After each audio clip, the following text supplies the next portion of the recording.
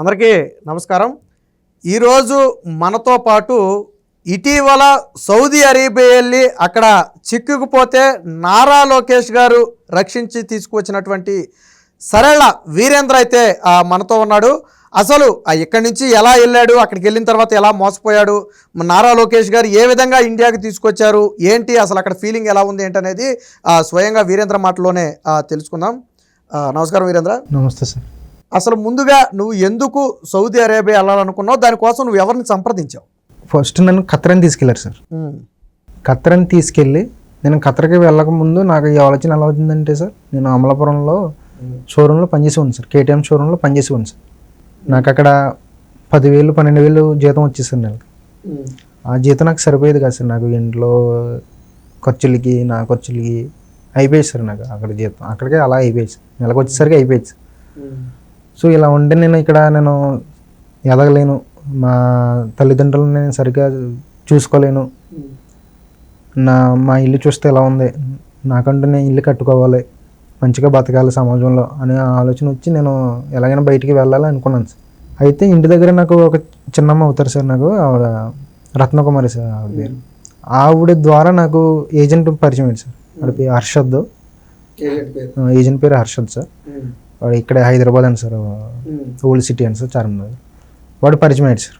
వాడు చెప్పడం ఏంటంటే సార్, మీకు ఇంట్లో పని ఉంటుంది, ఇంట్లోనే పని ఉంటుంది, ఇంక బయటకు వెళ్ళాల్సిన పని లేదు సార్. నేను ఇంట్లో పని అంటారు కదా, ఇంట్లో పని ఉంటుంది సార్. ఇంట్లో మీరు ఎంత పని చెప్పినా నేను చేస్తాను సార్, మీరు ఏ పని చెప్పినా చేస్తాను సార్. ఇంట్లో లిటరల్లీ మీరు బాత్రూమ్ కడగమన్నా కడుగుతాను, ఏం చేయమన్నా చేస్తాను. కాకపోతే నన్ను ఇలా ఎడారిలో తీసుకెళ్ళి వదిలేయడం కానీ, రోడ్ల మీద తీసుకెళ్ళి వదిలేయడం కానీ అటువంటి చేయకండి సార్ ప్లీజ్ సార్. ఎందుకంటే మా ఫ్రెండ్స్ లైఫ్లో నేను చాలా చూశాను సార్. నేను మా ఫ్యామిలీ బ్యాక్గ్రౌండ్ కూడా ఇస్తాను, మేము రోజు పని చేసుకుని బతకాలి సార్, మేము ఇస్తారని. మీరు అటువంటిది ఏం పెట్టుకోకండి, ఇంట్లో పని ఉంటుంది. ఇంట్లో పని ఏంటంటే వారానికి 2-3 సార్లు వాళ్ళు అక్కడ పార్టీలు అవి చేసుకుంటారు, టీ తాగుతారు, గవ్వ అని ఉంటుంది సార్, గవ్వ తాగుతారు. వాళ్ళకి ఏం కావాలో నువ్వు అవి ఇవ్వడం అలా చేయాలి. ఇంట్లోనే ఉంటుంది, రూమ్ వాళ్ళే ఇస్తారు, ఫుడ్ వాళ్ళే ఇస్తారు, నీకు బట్టలు కూడా వాళ్ళే ఇస్తారు, ఫోన్ కూడా ఇస్తారా అని చెప్పారు. సరే ఆఫర్ బాగుంది కదా, జీతం కూడా 30,000 అన్నాడు సార్. సరే జీతం కూడా బాగుంది కదా, సరే ఇంకేదో ఒకటి ఇంకా మన ఫ్యామిలీని అయినా మనం మంచిగా చూసుకోవడానికి వెళ్ళాలి కదని వెళ్ళాను సార్.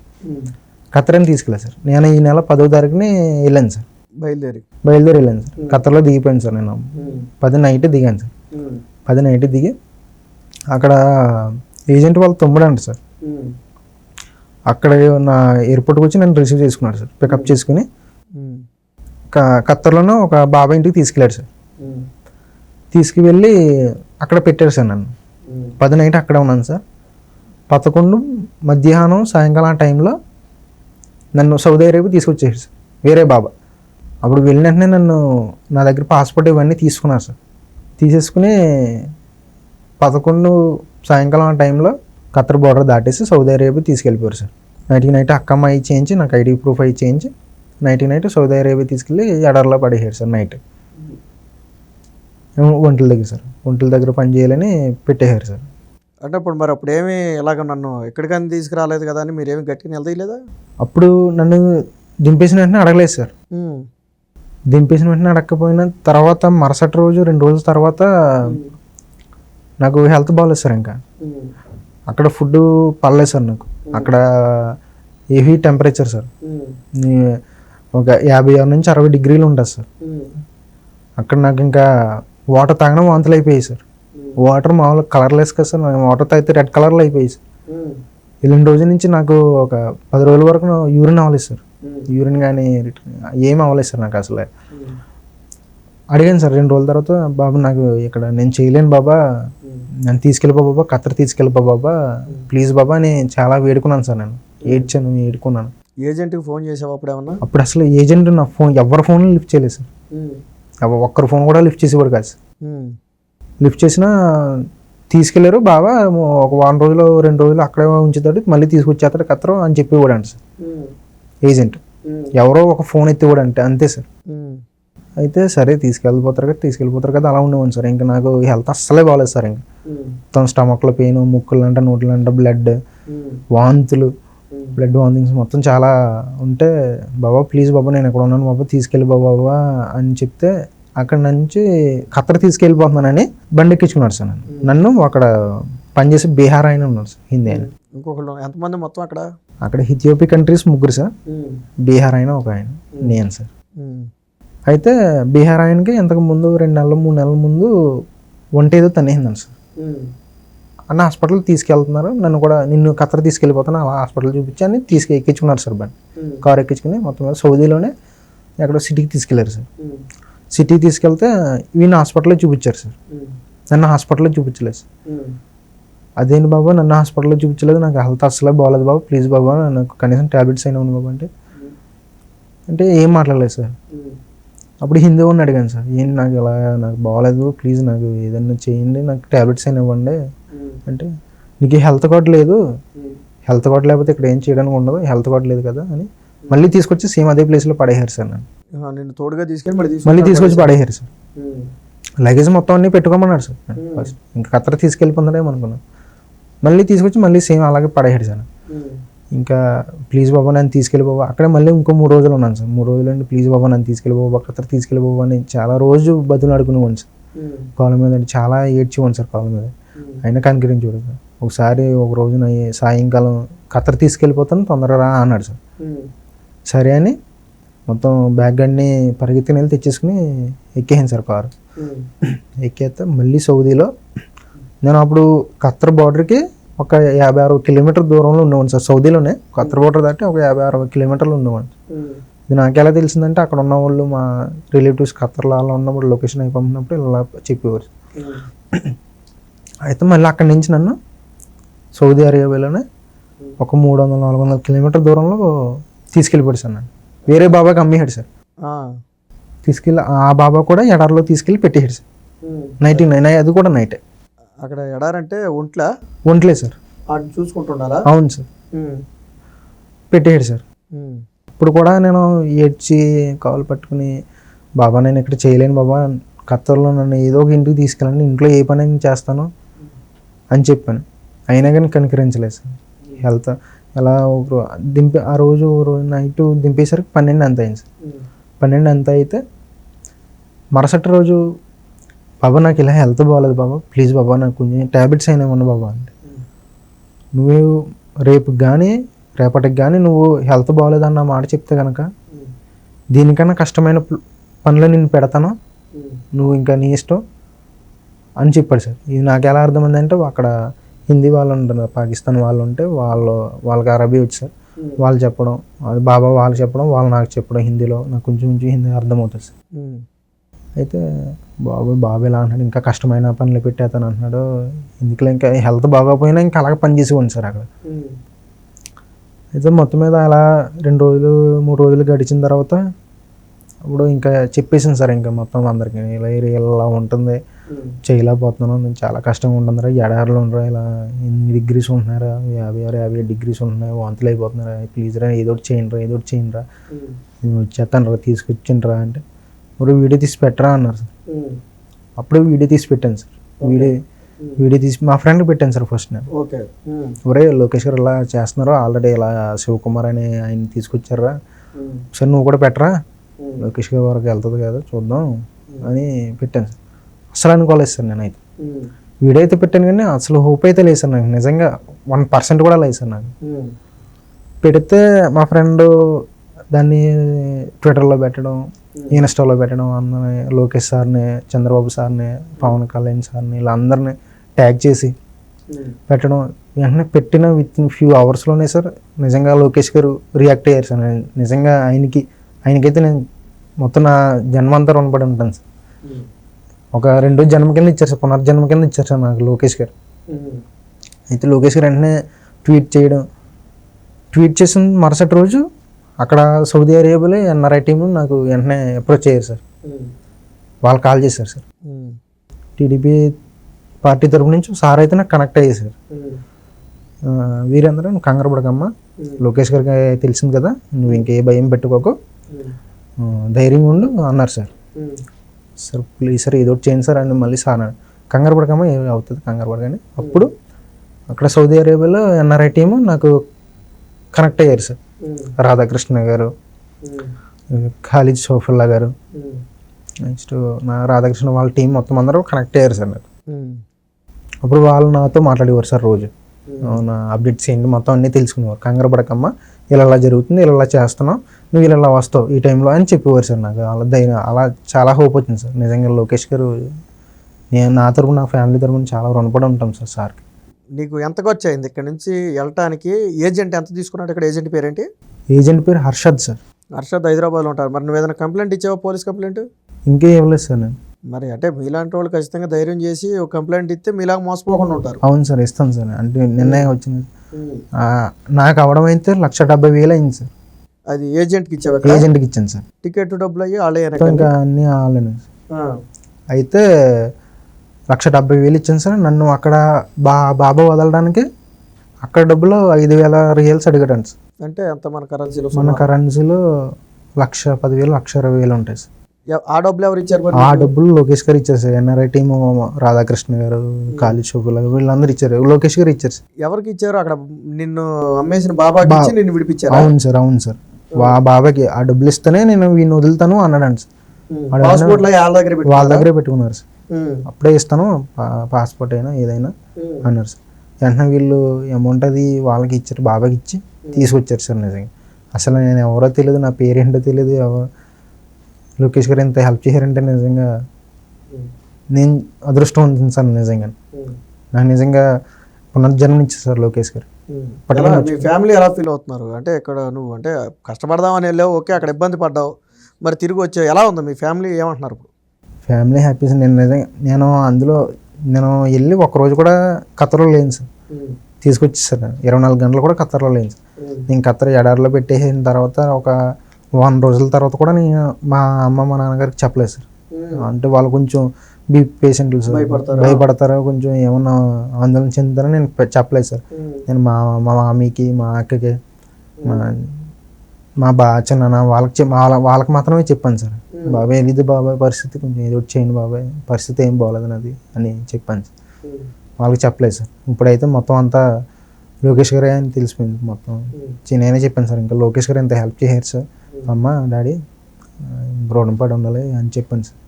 చాలా కొంచెం వీలుంటే ఒకసారి లొకేషన్ కలరా ప్లీజ్, దయచేసి కలరా ఒకసారి లోకేష్ గారు, థ్యాంక్స్ చెప్పరా. ఖచ్చితంగా అవకాశం ఉంటే కలుస్తారు. ఇప్పుడు అసెంబ్లీ సమావేశాలు ఉన్నట్టున్నారు, ఖచ్చితంగా కలుస్తారు. సో ఇప్పుడు మొత్తంగా నువ్వు ఇప్పుడు ఏజెంట్కి ఇచ్చిన డబ్బుల పరిస్థితి ఏంటి మరి? అవి నేను అప్పు చేసి ఇచ్చాను సార్. మా నాన్నగారు మా అమ్మగారు అప్పు చేసి ఇచ్చారు సార్. అవి లోకేష్ గారు దయతలిచి ఏమన్నా నాకు చిన్న ఉద్యోగం లాంటిది ఏమన్నా ఇస్తే సార్, నేను ఉద్యోగం చేసుకుంటున్నా, కాళ్ళ మీద నేను నిలబడుకున్నా. అవును చదువుకున్నాను సార్. నేను డిగ్రీ డిస్కంటిన్యూ సార్. ఇంటర్ చేసి డిగ్రీ డిస్కంటిన్యూ సార్. అవును సార్, ఆర్థిక పరిస్థితుల వల్లే సార్. అంటే ఇప్పుడు డిగ్రీ నేను ఇంటర్లో ఎంపీసీ స్టూడెంట్ సార్. నేను డిగ్రీ బీఎస్సీ కెమిస్ట్రీ తీసుకున్నాను సార్. బీఎస్సీ కెమిస్ట్రీ తీసుకుంటే గవర్నమెంట్ కాలేజీలోనే తీసుకున్నాను సార్. గవర్నమెంట్ కాలేజీలో తీసుకున్న ఎగ్జామ్ ఫీజు అనగా, బుక్స్ ఫీజు అనగా, యూనిఫామ్ ఫీజు అనగా, ల్యాబ్ ఫీజు అనగా ఇలా ఉంటాయి కదా సార్. వాటిలో కూడా అమౌంట్ ఆర్థికంగా మేము అంత లేని వాళ్ళం సార్ మేము. ఓకే. సో అందువల్ల నేను ఇంకా వద్దులే పోనీ ఏమన్నా ఇక్కడ ఎంతో కొంత చదువుకున్నాను కదా, కనీసం చూసి చదివి అంతా ఉంది కదా, పోనీ ఏదో ఒకటి చేసుకుందాం అనుకుని కంప్యూటర్ అవి నేర్చుకున్నాను సార్. కంప్యూటర్ అవి నేర్చుకున్నాను సార్. సర్లే ఏదో ఒకటి చేసుకుందామని ఫస్ట్ కంప్యూటర్ అవి నేర్చుకున్న తర్వాత హైదరాబాద్ వచ్చి చేసుకున్నాను సార్ కొన్నాళ్ళు. ఇక్కడ జీతం ఇక్కడే సరిపోయాయి సార్. మీ నేటివ్ ప్లేస్ అమలాపురం సార్. అమలాపురమే. హైదరాబాద్ వచ్చావు? హైదరాబాద్ వచ్చాను సార్.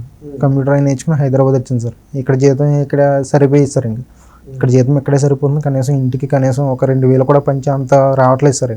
రూమ్ రెంట్లో వాటికి సరిపోయేది. సర్లే ఇంటికి వెళ్ళిపోదామని ఇంటికి వచ్చేసాను సార్. ఇంటి దగ్గరకు వచ్చి ఇంటి దగ్గర చేసుకునేవాడిని సార్. ఇలా కేటీఎం షోరూంలో అలా. అక్కడ ఎంత ఇచ్చేవాళ్ళు? అక్కడ 12,000 వచ్చేది సార్. 11,000. మీకు ఫ్యామిలీకి ఇబ్బంది. ఎంతమంది మొత్తం మీరు పిల్లలు? మా నాన్నగారు, నేను, తమ్ముడు, నేను సార్. తమ్ముడు ఏం చేస్తున్నాడు? తమ్ముడు ఎంఎల్టీ చేశాడు సార్. అక్కడ దగ్గరలో గన్నవరం అనే ఊర్లో బ్లడ్ ల్యాబ్ టెక్నీషియన్గా చేస్తున్నాడు సార్.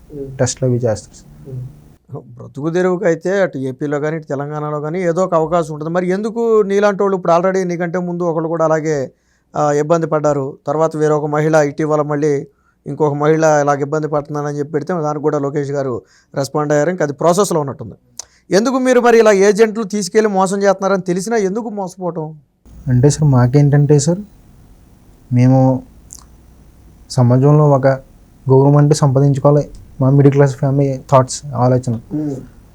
నా ఏజ్ కుర్రలందరిది ఏంటంటే సార్ సర్టన్ ఏజ్ వచ్చిన తర్వాత తల్లిదండ్రులని అలా చూడాలి, తల్లిదండ్రులని ఇలా తిప్పాలి, కారులో తిప్పాలి, దానికోసం ఏదైనా చెయ్యాలి, ఎలాగైనా ఇంకా మనమే కదా చూసుకోవాలి నా రెస్పాన్సిబిలిటీ అనేది వస్తుంది కదా సార్.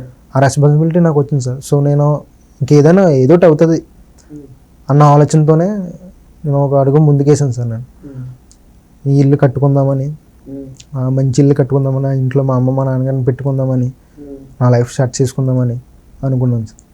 ఫైనల్గా తెలుగుదేశం పార్టీకి నారా లోకేష్ గారికి ఏం చెప్పాలనుకుంటున్నావు, నీ తరపున కానీ మీ ఫ్యామిలీ తరపున కానీ? సార్ నారా లోకేష్ గారికి చాలా థ్యాంక్స్ అండి. థ్యాంక్స్ అనే పదం కూడా చాలా చిన్నది సార్. ఆయనకి నేను, నా కుటుంబం అందరూ రుణపడి ఉంటాం సార్. ఆయన చేసిన హెల్ప్ ఈ జనంలో అయితే మర్చిపోలేను సార్. నిజంగా ఆయన అసలే మర్చిపోలేను సార్. ఈ హెల్ప్ అయితే మర్చిపోలేను. నేను చెప్తున్నాను కదా సార్, నిజంగా నా ఇది పునర్జన్మ కింద ఉంది సార్ నాకు. నేను నిజంగా నరకం నుంచి నేను మళ్ళీ బతికొచ్చానా అన్న ఫీలింగ్ వస్తుంది సార్ నాకు. నిజంగా లోకేష్ గారిని అయితే మర్చిపోలేను సార్. నేను లోకేష్ గారిని మర్చిపోలేను, ఎన్ఆర్ఐ టీడీపీ కార్యకర్తను మర్చిపోలేను సార్. అస్సలే మర్చిపోలేను. ఎవరో హెల్ప్ చేశారు అక్కడ? అక్కడ రాధాకృష్ణ గారు సార్, డాక్టర్ వేమూరి గారు సార్, ఖాళీద్ సైఫుల్లా గారు సార్, ఇంకా నా Radhakrishna team, Khalid Saifullah team direct ఎడారి దగ్గరికి వచ్చేసారు నీ దగ్గర? లొకేషన్ పంపే వాళ్ళకి ఏదన్నా నువ్వు? అవును సార్, లొకేషన్ పంపాను సార్ నేను. అంటే మాకు నేను ఉండే చోట నుంచి ఒక 13-14 కిలోమీటర్ దూరంలో ఒక చిన్న రోడ్డు ఉంటుంది సార్. అక్కడ మేము రోజు వాటర్ తెచ్చుకోవడానికి ట్యాంక్ వేసుకుని వెళ్తాం సార్. సో నేను ఏంటంటే అక్కడ నుంచి లొకేషన్ పంపాను సార్. అంటే ఎడారి నుంచి లొకేషన్ పంపుతుంటే ఎవరికి ఓపెన్ అవ్వట్లేదు సార్ అది. ఓకే, అక్కడ నుంచి ఓపెన్ అవుతే కొంచెం తెలుస్తుంది కదా అని నేను పంపాను సార్. సార్ ఇలాగ ఇక్కడ పంపాను సార్. అది రోడ్ డెడ్ ఎండ్ సార్, అది డెడ్ ఎండ్, ఇంకా మొత్తం ఎడారే సార్. సార్ మీరు ఇక్కడికి వచ్చారంటే సార్ అక్కడ నుంచి మాకు 13-14 కిలోమీటర్ల దూరంలో ఉంటాను సార్ నేను, లోన ఎడారిలో. ఇక్కడికి వచ్చారంటే మీకు అర్థమైపోతుంది సార్ అని చెప్పాను సార్. అలా వచ్చారు సార్, నేను పంపిన లొకేషన్ ద్వారానే వచ్చారు సార్. అలా నేను అనుకోలేదు సార్ నా దగ్గరకు అంత ఎడారిలో వస్తారని, అంత ఎండలో వస్తారని అసలు అనుకోలేదు సార్. వెహికల్ వేసుకుని వచ్చేసారు సార్. నిజంగా అసలు అనుకోలేదు సార్. నేను అప్పుడు వెహికల్ అప్పుడే తీసుకుని వచ్చేసారు? అప్పుడు తీసుకురాలేదు సార్ నేను. అప్పుడు నాకు బాబా లేడు సార్ అప్పుడు నాకు. ఓకే, నిన్ను పెట్టిన ఆయన అక్కడ లేడు? లేడు సార్. లేకపోతే వాళ్ళు కూడా అక్కడే ఉంటారా? వస్తారు సార్. అంటే యాక్చువల్గా పెద్ద బాబా లేడు సార్, వాళ్ళ తమ్ముడు ఉన్నాడు సార్. వాళ్ళ తమ్ముడి దగ్గర లేవు సార్ పాస్పోర్ట్ కానీ ఏమీ లేవు సార్. పెద్ద బాబా దగ్గర ఉన్నా. పెద్ద బాబా ఖత్తర్లో ఎక్కడ ఉంటాడు సార్. వాడి కోసం చాలా సేపు చూసారు సార్. నిజంగా అసలు నా కోసం అంతా వెయిట్ చేసి అంత పని కూడా లేదు సార్ వాళ్ళకి. నిజంగా వాళ్ళు చాలా ఇది సార్, ఎన్ఆర్ఐస్ అండి. వాళ్ళు నా కోసం ఎంత అలా వెయిట్ చేశారంటే నాకు ఆ రోజే చాలా ఏడిపోతుంది సార్ నిజంగా. వాళ్ళ తర్వాత మళ్ళీ ఎప్పుడు వచ్చి బాబాని కలిసారు? వాళ్ళు ఇంకా మళ్ళీ రాలేదు సార్. వాళ్ళ ఫోన్ నెంబర్లు అవి తీసుకుని బాబాతో తీసుకుని ఎంబసీతో మాట్లాడి ఎంబసీ వాళ్ళు కాంటాక్ట్ అయ్యారు సార్. ఎంబసీ వాళ్ళు బాబాకు ఫోన్ చేసి వార్నింగ్ ఇవ్వడం జరిగింది సార్. మొత్తం మీద డబ్బులు కూడా వీళ్ళు కట్టారు మన లొకేషన్. ఎందుకు? అది నిన్ను విడిచిపెట్టడానికి, నిన్ను నమ్మేసినందుకు ఆయన ఇచ్చిన డబ్బులు. అవును సార్, అవును సార్. అంటే ఏజెంట్కి డబ్బులు ఇచ్చాడంట సార్ బాబా అనే ఆయన. ఏజెంట్కి డబ్బులు ఇచ్చాడు సార్, 1,20,000 అంతే ఇచ్చాడంట సార్ నా కోసం. జీతం ఏమన్నా చెప్పారా జాయిన్ అయినప్పుడు? చెప్పారు సార్, 30,000 చెప్పాడు సార్. 30,000 అందుకే జీతం కోసమే వెళ్ళాను సార్. నిజంగా జీతం ఎక్కువ వస్తుంది కదా 30,000. 30,000 నిజమేనా అసలు? ఒకవేళ నువ్వు పని చేసి ఉంటే అది నిజమేనా 30,000? 30,000 అంటే 25,000 నుంచి 30,000 మధ్యలో వద్దు సార్. నీతో పాటు కొంతమంది ఉన్నారు కదా? అవును సార్. మరి వాళ్ళు అడిగావా మీ జీతాలు ఎంత ఏంటని ఎప్పుడన్నా? అడిగాను సార్. అదే చెప్పారు 25,000 నుంచి 30,000 మధ్యలో ఉంటుందని చెప్పారు. నెల ఇచ్చేస్తారంట? నెలకి ఇస్తారండి సార్. నెల ఇస్తారంట. లేదంటే 2 నెలల తర్వాత 3 నెలల తర్వాత మొత్తం అంతా కలిపి ఇస్తారండి సార్. జీతం అయితే ఇస్తారు సార్. నీకు ఫుడ్ అక్కడ అంటే ఎడారిలో అంతా హీట్ కదా? అవును సార్. మరి ఒంటిలకి నీళ్లు పెట్టడానికంటే సరే ఎక్కడో ఒక చోట నుంచి తీసుకొచ్చి పెడుతున్నారు. మీ ఫుడ్ ప్రిపేర్ చేసుకోవడం, మీరు ఉండటానికి ఎలా ఉంటుంది అక్కడ? మాకు ఉండడానికంటే ఏముండదు సార్ అక్కడ. మేము బయటే పడుకోవాలి సార్. బయట అంటే ఎండ కదా? నైట్ పర్లేదు కదా సార్. Night okay. పగలు ఎక్కడ ఉంటారు? పగలు ఎక్కడ ఉంటే చిన్న కంటైనర్ కింద ఉంటుంది సార్. చిన్న కంటైనర్ ఉంటుంది, కిచెన్ సార్ అది. అందులో ఉండాలి సార్. పగలంతా అందులో ఉంటుంది. ఏసీ ఉంటుందా? ఏసీ అలాంటివి ఏముండవు? ఫ్యానే ఉండదు సార్. అది ఫ్యాన్ కూడా ఉండదు సార్. ఆ హీట్లోకి అలా ఉంటుంది. అలా ఉండాలి సార్. ఇంకా ఫుడ్ ఏంటి సార్, రొట్టెలు ఉంటాయి, కబూజలు అంటారు సార్ అక్కడ. మనకి చపాతీలు ఉంటాయి, ఇంత దలసరి ఉంటుంది సార్, అది ఇంత దలసరి ఉంటుంది. అదేంటంటే అందులో సగానికి సగం కూడా తినేవాడిని కాదు సార్. అది డైజెస్ట్ అయ్యేది కాదు సార్ నాకు. అది వాంతులు అయిపోయాయి సార్ మొత్తం. 3 పూటలు అదే సార్ వాళ్ళు. ఇక 3 పూటలు అదే. 3 పూటలు అది. మీరు చేసుకోవటం అక్కడ సరుకులన్నీ ఇస్తారా వాళ్ళు? అవును సార్, అవును సార్, బాబా వాళ్ళు ఇస్తారు. అవును సార్. వారానికి ఒకసారి 2 వారాలకు ఒకసారి ఇచ్చి పడేస్తారు. ఒంటిలకి ఏమన్నా మామూలుగా ఈ షెడ్యూల్ లాగా ఉంటాయా? ఒంట్లు ఓపెన్ గా ఉంటాయా? ఓపెన్గా ఉంటాయి సార్ షెడ్. ఇక ఎండలోకి ఎండలో ఉంటాయి సార్ అవి. అయితే 3 పూటలు అవే పెడతారు సార్. నైటు, మార్నింగ్ టిఫిన్, మధ్యాహ్నం అవే పెడతారు సార్. వాటర్ ఏంటంటే సార్, వాటర్ ట్యాంకర్ అన్నాను కదా సార్, ఆ ట్యాంకర్తో తెచ్చినవి మాకు వంటకి వాటికి సరిపడా తీసుకుని మిగతా ఒంట్లకి ఇచ్చేవాళ్ళం సార్. ఒంట్లకి పోసేసేవాళ్ళు. 300 పైన ఉంటాయి సార్. అంటే పెద్ద ట్యాంకర్ అది? పెద్ద ట్యాంకర్. అంటే మా ఈ పెట్రోల్ ట్యాంకర్ అంతా ఉండదు sir, mini tanker sir, mini ట్యాంకరే. అంటే రోజుకు ఒకసారి వెళ్ళి పట్టుకొచ్చేవారు సార్. డైలీ పట్టుకురావాలి సార్. మార్నింగ్ తేవడం, వెహికల్ డీజిల్ అంతా వాళ్ళదే, అంతా వాళ్ళది సార్, మొత్తం అంతా వాళ్ళది. ఆ పట్టుకొచ్చి మాకు ఈ తాగడానికి, వంటకి సరిపడా వాటర్ తీసుకుని మిగతా ఒంట్లోకి పోసేసేవాళ్ళం సార్. మార్నింగ్ 4కి లేపేసేవారు సార్. ఎర్లీ మార్నింగ్ 4కి లేపేసేవారు సార్. లేపేసి వెంటనే ఇంకా బ్రష్ చేయడానికి కూడా టైం ఉండేది కదా సార్. ఇక ట్యాంకర్ వేసి వెళ్ళిపోవడమేనా? లేదు సార్, మార్నింగ్ 4కి లేపి చిన్న ట్రక్ కింద ఉంటుంది సార్, ట్రక్ వేసుకుని వెళ్ళి ఒంట్లకి మేత బస్తాలు ఉంటాయి సార్, 50 కేజీల బస్తాలు ఉంటాయి సార్. అవి మీద వేసేవారు సార్. పట్టుకెళ్ళి ట్రక్లో వేయాలి సార్. గడ్డి ఉంటుంది సార్, బండిల్ కింద గడ్డి ఉంటుంది సార్, పెద్ద పెద్ద బండిల్స్. అవి లోడ్ చేయాలి సార్. అవి లోడ్ చేసి ఒంట్ల దగ్గరికి పట్టుకెళ్ళాలి సార్. ఒంట్లో మన నుంచి ఒక 10 అడుగులు 20 అడుగుల దూరంలో వెహికల్ ఆపి అవి మళ్ళీ మూసుకుని వెళ్ళి మొక్కలు అక్కడ తెరగట్టిన 4 గంటలు. అది అయిపోయిన వెంటనే వాటర్కి వెళ్ళాలి సార్. వాటర్కి అయిపోయిన వెంటనే బాబా ఏం చెప్తే చేయాలి సార్. ఒకసారి ఒంట్లకి ఈ దాన బస్తాలు, గడ్డి ఇవి వస్తాయి సార్, అవి దింపాలి సార్ ఎండలోనే. ఎందుకు అసలు ఒంట్లకి ఏంటి అక్కడ స్పెషల్ కదా? అలాగే ఒంట్ల కోసం ఎందుకని వాళ్ళు అంత చేస్తున్నారు? బిజినెస్ అండి సార్. అవి వాటిలో మూతవి సాగొట్టేసేవారు సార్ వాళ్ళు ఒంట్లకి సార్. చాలా హింసించేవారు సార్. వాటిని కూడా హింసించేవారు. అంటే అవి అలా చేస్తేనే వాటికి బిజినెస్ అవి గట్టిగా ఉంటాయేమో సార్. నాకు అనిపించింది ఏంటంటే సార్, హింసిస్తున్నారేమో నేను అనుకుంటున్నాను సార్. అంతే. చాలా గోల పెట్టేశారు అవి. నేను అడిగాను కదా సార్, ఏం చేస్తున్నారు ఏంటివి ఇలాగా అడిగాను. ఫైనల్గా మీ ఫ్యామిలీ హ్యాపీయా? నువ్వు? హ్యాపీ సార్, చాలా హ్యాపీ. లోకేష్ గారి దయ వల్ల అంతా హ్యాపీ సార్ నిజంగా. ఇప్పుడు అంటే నీలాగా చాలా మంది వెళ్ళిపోయి ఇరుక్కుపోతున్నారు, వాళ్ళందరికీ ఏం చెప్పాలనుకుంటున్నావు? ఏజెంట్లు నమ్మైతే వెళ్ళకూడదు సార్.